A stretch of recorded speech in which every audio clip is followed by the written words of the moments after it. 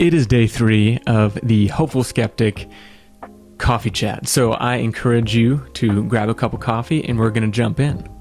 If you're new, every day I pull a different prompt or question out of the coffee container pour over thing.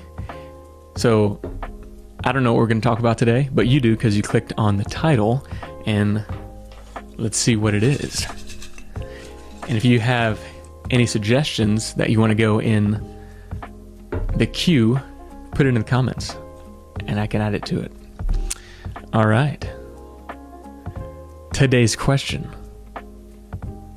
What is something many atheists have right? I don't know your view. You could be an atheist, you could be agnostic, you could be a theist. But for the record, this question is in there for theists, atheists, and agnostics. And I think the antithesis of the question's in there as well. So what is something many atheists have right? So in my experience with personal interactions with people that are atheists, and I think that's important to differentiate. I think it's easy to just label people atheist, especially if you come from a religious background or you are a religious person. It can many times be all the religions versus the evil enemy, which is the atheist. And I think it's important to remember that these are just people that have opinions on life. That's it. In the same way that you have your own worldview, you have your own opinions about the afterlife, about God, about religion, about philosophy, they have their own, and they're entitled to that. And that goes for anybody. So not just a theist looking at an atheist, it goes the other way. But since we're talking about atheists, I think it's important to stand back and remember these are people first. People that have opinions, people that have views, and one of their views is that they're atheists. They are atheists, meaning they don't believe that there is a God.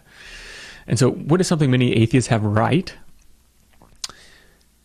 I think they look at the world in a factual way, many of them, because and the reason I say that is our views are primarily shaped, I believe, by our upbringing. So what did your parents believe? What did your friends believe? What does your community, your city, your country, etc. believe? More than 9 times out of 10, that's what you're going to believe.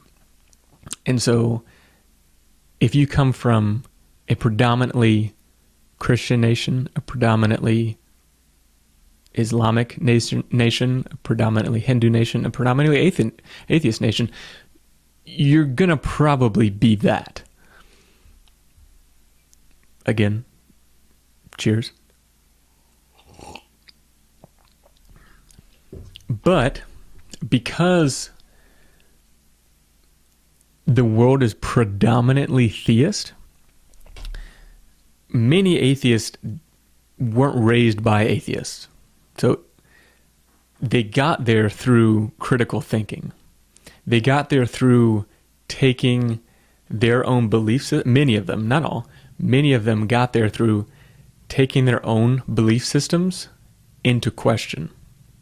They said, okay, this is what I was raised as believing, as this is what I was taught about the world. This is the worldview that I was, just plopped into at birth. Is it right? Is it good? Is it true? Is it correct? And many people that became atheists or that are atheists became atheists because they were critical thinkers. They were willing to go against the grain. They were willing to look at their own biases and say, I would rather be open to the possibility of being wrong than just have the comfort of just assuming I'm right and that everyone else is wrong, or that assuming that somehow impossibly everyone's right. They were willing to say, okay, it's many worldviews are saying opposite things about the same topic, so they can't all be right. and I'm just one of these worldviews, I'm willing to think outside the box and like, maybe my parents were wrong. Or maybe I was wrong. Maybe the way that I've been teaching my children is wrong. And that's a really, really, really hard thing to do. And because of it, I think it's extremely rare. And so I think something that many atheists have right is the ability to admit that they're wrong. And again, people are arrogant, period, across the board, any worldview. So yes, you can point at many atheists, but this guy clearly doesn't, look at the other side as being plausible, and therefore he's arrogant or she's arrogant, and, they're not open to evidence of being, proven wrong, or they're not open to being wrong themselves. But many are. Many are open to following the evidence to where it goes. And because of that, I think that's commendable. Even if you disagree with an atheist. Even if you're not atheist and you're like, okay, I think you're wrong, I think it's dangerous, I think whatever. That's still commendable to be willing to look at your own views and say, maybe I'm not right. And me personally, that's what I want to do. That's one of the reasons I started this channel, is to have conversations, have coffee chats, have teachings, have whatever, conversations about the possibility of other people's worldviews being right, my worldview being wrong. Because I want to believe what's actually true, not just to believe what's comfortable. And in order to be an atheist in this world, it's usually against the grain, and therefore it's usually pretty uncomfortable. So to an atheist that's willing to look at their own worldview and say, let me question that, let me see if I'm right, cheers. I think you have that going for you. What do you think?